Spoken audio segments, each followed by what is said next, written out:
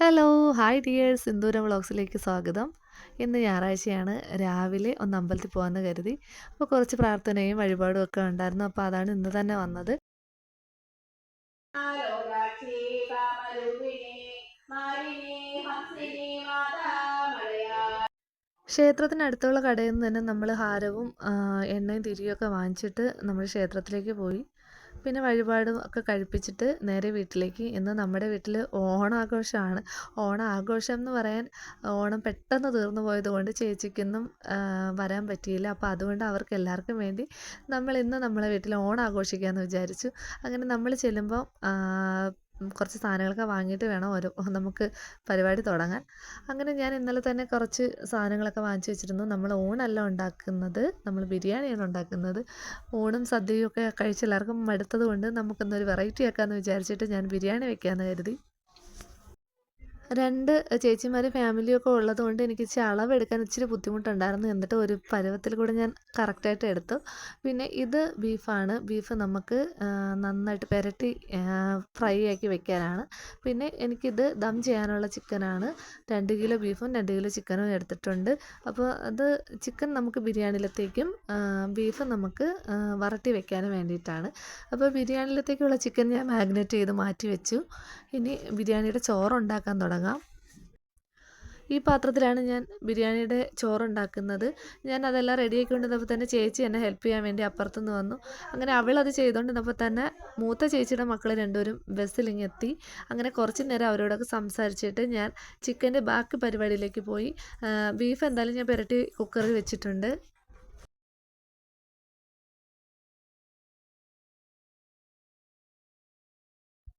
ബിരിയാണിയുടെ ചിക്കൻ മസാലക്കൂട്ട് റെഡിയായി. എൻ്റെ ബീഫിൻ്റെ പരുവം ഇതാണ്. അപ്പോൾ ഇത് നന്നായിട്ട് നമ്മൾ വറ്റിച്ചെടുക്കണം.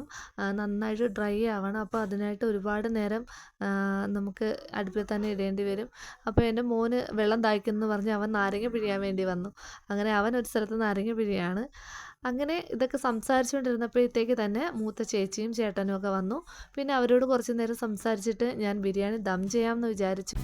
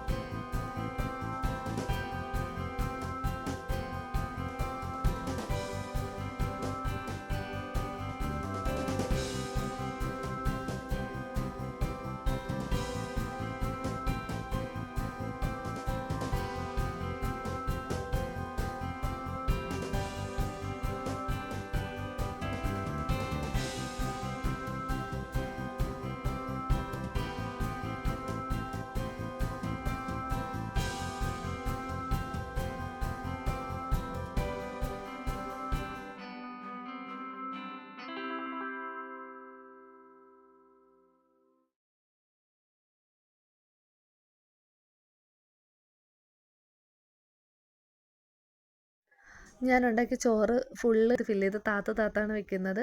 പക്ഷേ അവസാനം ഞാൻ ഇതിനകത്ത് തന്നെ ഈ ഫുൾ ചോറും റെഡിയാക്കി. അപ്പോൾ ഇത്രയായി. പക്ഷേ എനിക്കിതിനെ നമ്മൾ പാത്രം വെച്ച് അടയ്ക്കുമ്പോൾ എനിക്ക് ടൈറ്റ് ആക്കാൻ പറ്റിയില്ല. എന്നാലും ഞാൻ ദം ചെയ്തു. പിന്നെ ചേച്ചി എന്നെ പാത്രമൊക്കെ തേക്കാൻ സഹായിച്ചു. പിന്നെ അവൾ മുറ്റവും പടിയും ഒക്കെ വൃത്തിയാക്കി. അവൾ വന്ന മെയിൻ ജോലി ഇതാണ്.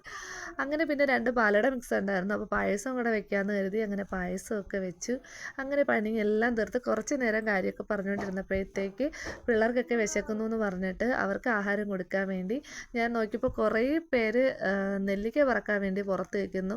നമ്മുടെ വീട്ടിലെ ശീമനെല്ലിക്ക നന്നായിട്ട് കാച്ച് പഴുത്ത് കിടക്കുകയാണ്. അപ്പോൾ അതിൽ നിന്ന് നെല്ലിക്ക അമ്മ പറക്കിയൊക്കെ വെച്ച് ചേച്ചിക്ക് കൊടുത്തു വിടാൻ വേണ്ടിയൊക്കെ. അങ്ങനെ അതെല്ലാം കഴിഞ്ഞിട്ട് വന്ന് പിള്ളേർക്ക് ചോറ് കൊടുക്കാമെന്ന് കരുതി ഞാൻ പിള്ളേരെ എല്ലാവരെയും വിളിക്കുകയാണ്. അങ്ങനെ നമ്മുടെ ഓണമാണിത്. അപ്പം ഇലയിട്ട് തന്നെ തിന്നാമെന്ന് വിചാരിച്ചു. സദ്യയാണെങ്കിലും ബിരിയാണി ആണെങ്കിലും ഇലയിൽ തിന്നുമ്പോഴേ നമുക്കതൊരു ഓണമായിട്ട് ഫീൽ ചെയ്യുള്ളൂ. അങ്ങനെ ഇലയൊക്കെ വെട്ടി കൊച്ചുങ്ങളെയൊക്കെ ഇരുത്തി അങ്ങനെ ചേട്ടൻ വന്ന് ബിരിയാണിയൊക്കെ സെർവ് ചെയ്യാണ്. എൻ്റെ രണ്ടാമത്തെ ചേച്ചിക്കും ചേച്ചിയുടെ മോൾക്കും ബീഫ് അലർജിയാണ്. അപ്പോൾ അവർ ബീഫ് കഴിക്കില്ല.